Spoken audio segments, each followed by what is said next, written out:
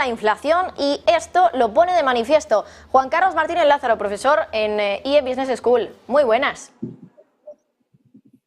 Muy buenas tardes.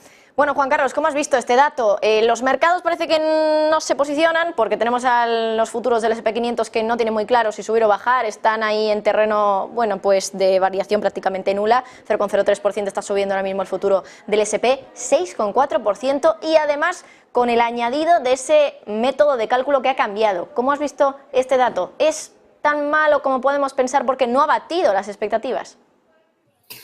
Bueno, es que yo creo que lo que muchos mercados, los mercados estaban esperando es que la inflación desapareciera, que los tipos de interés ya dejasen de subir y que la inflación y que la economía volviese a crecer para poder, digamos, ellos seguir teniendo una fiesta. Y esto va a ser bastante más complicado.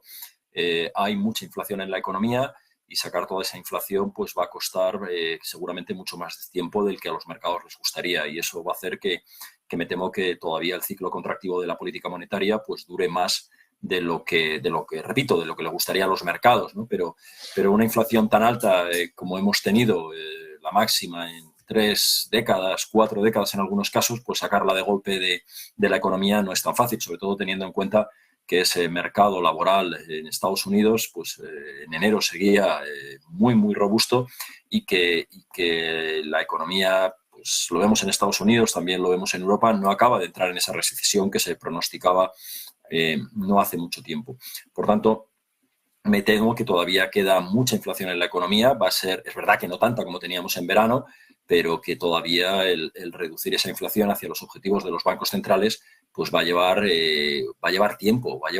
Es que no se saca la inflación de la noche a la mañana de la economía, sobre todo teniendo en cuenta que todavía hay ciertos niveles de crecimiento y sobre todo un mercado laboral verdaderamente robusto. En el caso de Estados Unidos, lo vemos también en la zona euro, con un mercado laboral muy potente y eso todavía hace que sea difícil que la inflación baje hacia esos niveles de los objetivos, que recogen los objetivos de los bancos centrales. Bueno, ¿y qué hay de la subyacente? 5,6%. Decepciona también respecto a previsiones, pero queda una décima por debajo del dato anterior. ¿Lo ves positivo esto? Bueno, lo que veo es un proceso de ir lentamente sacando la inflación de la economía, tanto en el índice general como en la subyacente. Es decir, la inflación ha subido muy rápido desde, digamos, mediados del 21 hasta tocar máximos a mediados del 22 en muchas economías. En algunos otros sitios ha habido, como en Europa, un cierto retardo, pero el sacar esta inflación de golpe lo veo difícil. En España lo estamos viendo perfectamente, un IPC que va claramente a la baja, que está prácticamente a la mitad de lo que llegó a estar en verano, pero una inflación subyacente que no nos da tregua, ¿no? Y creo que esto pues, es más fácil que el índice general vaya reduciéndose que la subyacente, que vamos a tardar o se va a tardar mucho más en sacarla. Y sobre todo, como digo, con esta robustez de los mercados laborales y con una economía que todavía tiene una cierta resistencia. Juan Carlos, ¿qué te parece el dato teniendo en cuenta que, bueno, pues en unas semanas tendremos Reserva Federal y tenemos a Powell insistiendo mucho en lo de la desinflación, mientras que en 2022 no se hablaba en absoluto de eso y la Reserva Federal quería parecer pues bastante halcón, bastante hawkish, diciendo que, bueno, que no estaba desde luego el trabajo hecho, que todavía les quedaba mucho por hacer, que los tipos todavía tenían que seguir subiendo? Por cierto, este último mensaje que han seguido insistiendo en ello desde la Reserva Federal, pero claro, ahora Powell ha introducido un pequeño cambio en el discurso, decir que la desinflación ya ha empezado. ¿Este dato puede cambiar algo la visión de la Fed o también la visión que tiene respecto a las subidas de tipos que quedan? Hay que recordar que según ese dot plot estaríamos hablando de un tipo terminal del 5,25%. ¿Puede esto cambiar algo? Bueno, yo creo que esto va muy en línea con esas palabras de Powell, ¿no? Es decir, es verdad que estamos en una fase mucho mejor de lo que estábamos hace 6 meses, tasas de inflación de 2 dígitos.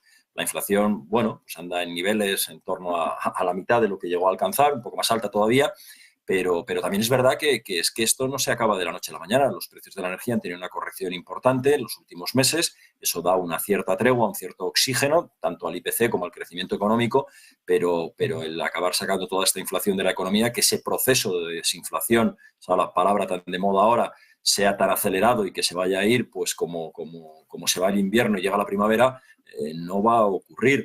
Yo creo que tenemos que ser mucho más cautos con la inflación de lo que tal vez lo estamos siendo. En otoño del 21 se pensaba que la inflación iba a ser transitoria y que llegando a la primavera del 22 pues la inflación habría pasado, y por eso los bancos centrales, especialmente la FED, el Banco de Inglaterra, el Banco Central Europeo, los bancos centrales occidentales no estaban moviendo ficha pensando en esa transitoriedad de la inflación, algo que hemos visto que no ocurrió. Probablemente la guerra de Ucrania ha tenido mucho que ver en ello, pero es cierto que la inflación pues vino, ahora se va reduciendo, es cierto, estamos ya en ese proceso, pero insisto, creo que vamos a tardar mucho en sacarla y en retornar a esos objetivos, especialmente la subyacente, que siempre cuesta más en sacarla. Hay esa robustez del mercado laboral, hay esa China que se abre y que probablemente va a tener más crecimiento y va a meter más presiones en los precios de algunas materias primas, y por tanto pues creo que tenemos un año 23 con un largo trabajo de ir poco a poco reduciendo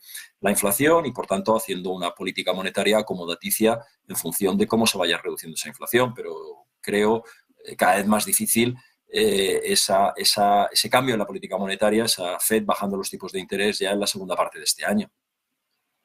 Bueno, por cierto, hablando un poco de componentes, si miramos a la energía, que al final ha sido uno de los componentes que ha impulsado la inflación, sobre todo en Europa, pero bueno, en Estados Unidos también en cierta medida, estamos viendo cómo en términos mensuales, en enero ha subido de nuevo la energía un 2%. En el mes anterior habíamos tenido una caída de los precios del 3,1%. Y quería preguntarte, y aprovechar que estamos hablando ahora del componente energético, si consideras que, teniendo en cuenta la situación actual, que se dice que Estados Unidos pudo estar detrás de las explosiones del Nord Stream, si finalmente acaba conociéndose la verdad y sabemos que fue Estados Unidos quien hizo todo esto, no sé si esto podría hacer que Europa tuviera que dejar de comprarle a Estados Unidos, pues bueno, por una cosa evidente, ¿no? Porque al final esto puede incluso ser considerado un acto de guerra. Si dejamos de comprarle gas natural licuado a Estados Unidos, ¿podríamos volver a tener una situación de emergencia en la inflación que tiene más que ver con lo puramente energético? ¿Podríamos tener de nuevo subidas muy importantes en el precio energético?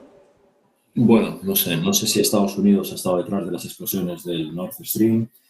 No sé si eso ha sido así, cuál va a ser la respuesta europea o cuál sería la hipotética respuesta europea, cómo sería considerado, pero por lo que yo he leído y entramos en los terrenos de las hipótesis, pues contó con el apoyo de algunos países europeos para hacer esto, hubiera contado con ese apoyo, con lo cual, bueno, yo creo que son terrenos especulativos en los que yo tampoco me quiero meter, ¿no?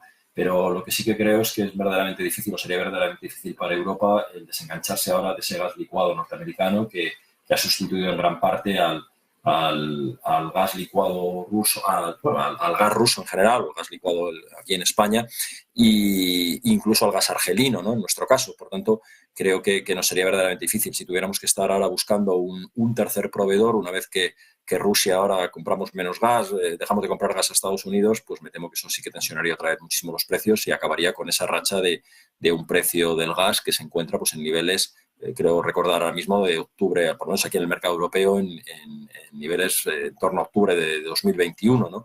Entonces, bueno, realmente todas esas hipótesis están ahí, habría que ver cómo funcionan y habría que ver cuáles son esas represalias, hipotéticas represalias europeas, pero desde luego sí que veo muy, muy difícil que Europa pueda prescindir del gas norteamericano sin que eso suponga todavía otra vez una fuerte subida de los precios otra vez de este combustible, que ahora, como digo, parece que se está ya entrando en una senda de cierta moderación. Teniendo en cuenta también un poco el enfoque fiscal que están ahora teniendo los gobiernos, tanto en Estados Unidos como en Europa, y me refiero, por ejemplo, a la ley de reducción de inflación en Estados Unidos y al Green Deal en Europa, donde, bueno, pues por la parte fiscal, insisto, los gobiernos están dando más ayudas en cuestiones energéticas, de energía verde, pero al final ayudas a las empresas. El hecho de estar, como digo, nutriendo con más dinero a las empresas puede hacer que la inflación no baje tanto como sería deseable.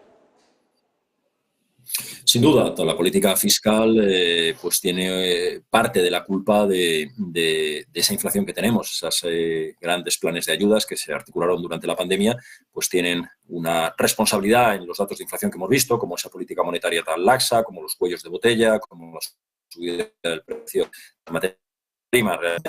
tienen su parte, todas esas políticas y todos esos hechos tienen su parte de culpa en haber alcanzado tasas de inflación no vistas, como digo, en muchos casos en 3 décadas o incluso en 4, ¿no? Por tanto, bueno, pues una política fiscal, ahora tenemos una política fiscal de un claro tono restrictivo, pero la política fiscal pues sigue siendo con una cierta tono expansivo, al menos aquí en Europa, lo estamos viendo con los fondos Next Generation y con los niveles de déficit, lo vemos en Estados Unidos también, una política que si bien ya no es tan expansiva como el año 2021, pues todavía tiene un sesgo expansivo importante y, por tanto, pues todo lo que sea seguir metiendo dinero en la economía desde el punto de vista fiscal, mediante reducciones de impuestos, subvenciones, ayudas, pues al final se acaba traduciendo en una inflación mayor o en una resistencia mayor a ese proceso de desinflación del que hablábamos hace un momento. Bueno, pues Juan Carlos Martínez Lázaro, profesor de IE Business School, muchísimas gracias como siempre por estar con nosotros y que pases muy buena tarde. Gracias, muy buenas tardes. Bueno, quien sigue mirando